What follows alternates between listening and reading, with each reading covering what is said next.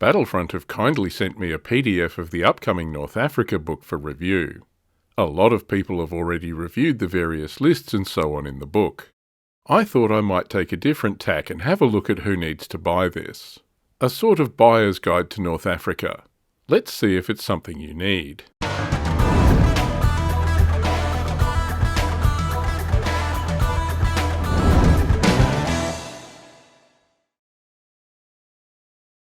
The first question is, what is the North Africa compilation? North Africa is a new compilation book combining 4 of the existing Flames of War version 4 desert rulebooks. These include Armoured Fist for the British, Africa Corps for the Germans, Avanti for the Italians and Fighting First for the Americans. The new North Africa book collects all 4 of these individual Desert War sourcebooks into a single combined resource. What you end up with is a 290-page full-colour hardback book that covers all the mid-war desert theatre. This makes it handy for new players starting out in the desert for mid-war Flames of War. Everything is now all neatly packaged into a single sourcebook. You have all you need to play any of the 4 nations represented. That's very attractive. But does that mean North Africa's not useful for existing players? Actually, it might be a great way to complete your mid-war desert collection. I'm guessing few players would have all 4 books, so North Africa might be an economical way to fill in the gaps. So, is it just a reprint? Even if you do have the original books, North Africa isn't just a reprint. It expands and updates the lists, adding new units and formations and adding different support options. Many of these have been seen before, but they're now consolidated into the one place. Let's look at the Africa Corps list as an example. Here's the forces list from the original Africa Corps book. You get a medium and light tank formation and an infantry formation, plus support options. This is the same list in North Africa. You still get your 2 tank company formations, but you also get 3 infantry formation options instead of just 1. And that includes Fallschirmjäger parachute troops. More on that in a minute. The support options are also expanded. There are a lot more tank hunter options, including 7.5cm and 5cm guns, as well as Diana and Marder 2 SP guns. Anti-aircraft options also now include the Fallschirmjäger 2cm AA platoon. Similarly, the Armoured Fist force list for the British expands the formation options as well. In the original list, the infantry options are the Rifle Company and the Motor Company. North Africa expands this to include a parachute company and even a commando troop. I don't want to go into too much detail here, but the point I'm making is there are new and expanded options for all the national lists in North Africa. So to return to our question of who needs the North Africa compilation book, it's a great product for new players getting into mid-war desert. It contains everything for all the nations in that theatre of operations compiled neatly into one place. The compilation is also useful for existing players who have some of the original desert books and want to expand or complete their mid-war collection. And even if they have the original books, there are additional options in North Africa to expand their forces if they want to. Nothing in the original books is outdated or removed, but there are some exciting extra options here. Is there anything else in the North Africa book? North Africa is not just the contents of the 4 desert sourcebooks. We should probably talk about 2 of the major additions to mid-war desert in North Africa that we've only hinted and teased at so far.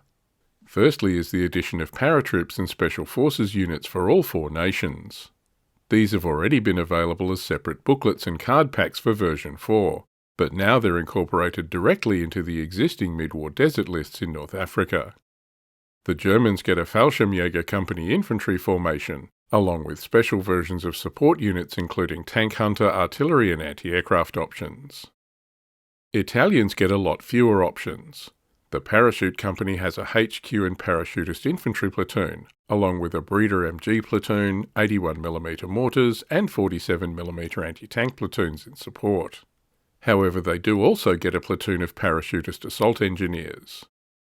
British get a Parachute Company infantry list along with support options. These include an air landing recce platoon as well as mortars, machine guns, anti-tank guns and artillery. But interestingly, they also have a commando troop. This is limited to a troop HQ, commando sections, mortars and machine guns. US forces get both parachute infantry and rangers as their special forces options. Again, the Rangers have fewer support options than the parachute infantry, but are deadly in the assault. In close, they will do some serious damage. Gaining access to these special formations in mid-war is another strong reason an existing player might have for buying the North Africa book. What about MidWar Monsters? Are they in the book? I've saved the best for last. MidWar Monsters. They're back. If you aren't sure what MidWar Monsters are, these are prototype, experimental or even theoretical tank and armoured vehicles. Tanks that saw limited or no active service, but you have the opportunity to include them in your force and play them on the table. Battlefront have chosen to use MidWar Monsters to activate the wildcard option on MidWar lists, allowing players to field these experimental vehicles in their forces. Wildcards were added to forces diagrams back in the launch of Flames of War version 4 back in 2017, but hasn't actually been active until now. Okay, there's MidWar Monsters. Who gets what? As well as adding the 15cm Bison infantry gun in their conventional forces lists, Germans get the Tiger P heavy tank platoon as a wildcard. This was Porsche's prototype of the Tiger tank, which used a petrol-electric transmission. In practice, the stats for this are similar to the standard Tiger, with just a better cross number in its favour, but a fun option. If we stick with the Axis powers, Italy gets the Semaventi 90 battery as its wildcard option. This expedient anti-tank weapon mounted a 90mm gun on a modified M1441 tank chassis. It had a big punch and good armour, but was awkward to use. The crews had to dismount to fire. This MidWar monster did see service, but only 30 were ever built.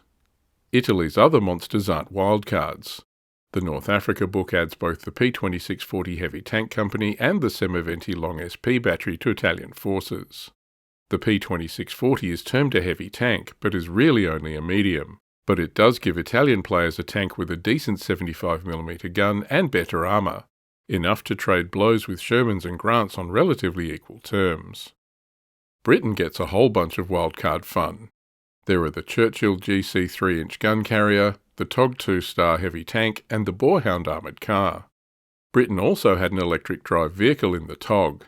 Standing for the old gang, the TOG was designed by the team responsible for First World War tank designs.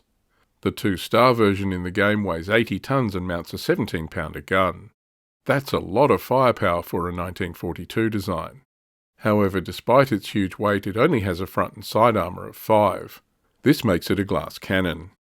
Overall, TOG was a bad design for the wrong war, but it does make a fun what-if. The Churchill 3-inch gun carrier also adds much-needed anti-tank capability to the British. It mounted a 3-inch gun in a casemate on the Churchill chassis. The Boarhound is a true oddity, an armoured car built for reconnaissance that has as much armour and firepower as most contemporary tanks. The British also get a monster in their regular forces in North Africa with the T-14 assault tank in the Armoured Assault Squadron. Similar to a Sherman but with a bit more armour, these would have been used in infantry support roles like Churchill's in assaulting fortified positions. The US share this option with the British, with the Fighting First Forces getting a T-14 assault tank company.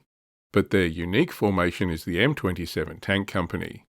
M27 is the production designation of the T-23 tank, elements of which would eventually find their way onto later Sherman tanks. About 250 M27s were actually built, but doubts about its electric transmission prevented its adoption. In game terms, these are essentially a slightly up-armoured late Sherman, but available in mid-war. American wildcards include the M6 heavy tank. Again, this is like a more heavily armed late Sherman, but with much slower dash speeds. While the US didn't field the Boarhound, the chassis formed the basis for a tank destroyer, the T-55. This mounted a 3-inch gun in the hull next to the driver. I guess it wouldn't have been much fun for him when the weapon fired. At least the T-55's crews are rated as trained. The other US monsters are generally rated as green. I've only skimmed over the MidWar monsters in North Africa fairly quickly. I suspect the Soviet ones will be included in the Eastern Front MidWar compilation book Battlefront have also announced. I would also expect to see some of the missing German MidWar monsters in that book too. Including MidWar monsters in this way is interesting. It means they're inherently available for tournament play rather than being an add-on. That will rankle some historical players who will object to playing against paper panzers. I can see their point, and I would suggest making sure opponents are okay with MidWar Monsters before you pop them onto a table. But it is also fun to have what-ifs to play. Team Yankee has been drifting further from reality, and it looks like Flames of War is having a bit of that too. What's missing? So North Africa has everything from the 4 MidWar Desert sourcebooks, including all the history and painting guides. It has even expanded and reorganised those lists. There's Paratroops and Special Forces, and even MidWar Monsters as wildcards. So what's missing? Mid-War's not my preferred theatre, but I have heard people online lamenting the lack of Panzer Grenadiers for the Germans, and the Matilda too for the British. Given the Matilda was the Queen of the Desert, it seems an odd omission, but since the rest of this release seems to be based around what Battlefront could repackage of existing plastics and resin, it's maybe not a surprise. I'm also guessing Battlefront considered the Matilda more an early war tank. While it was still around mid-war, its numbers and usefulness had waned, overtaken by Valentine. But there is an unofficial version 4 unit card and formation diagram on Battlefront's website. I'll include the link below. Just to recap our original question, who needs the North Africa book? A theatre-wide compilation book is great for new mid-war players. Everything's there. Existing players can plug all the holes in their mid-war desert collection at once with the new book. Plus the lists have been updated and expanded. Another draw card are the Paratroop and Special Forces lists like Rangers and Commandos. These are fun elite forces that are always a popular addition to mid-war. Plus I know a lot of people have been waiting for MidWar Monsters to be updated for version 4. This might be the tipping point some people need to take the plunge on the new book.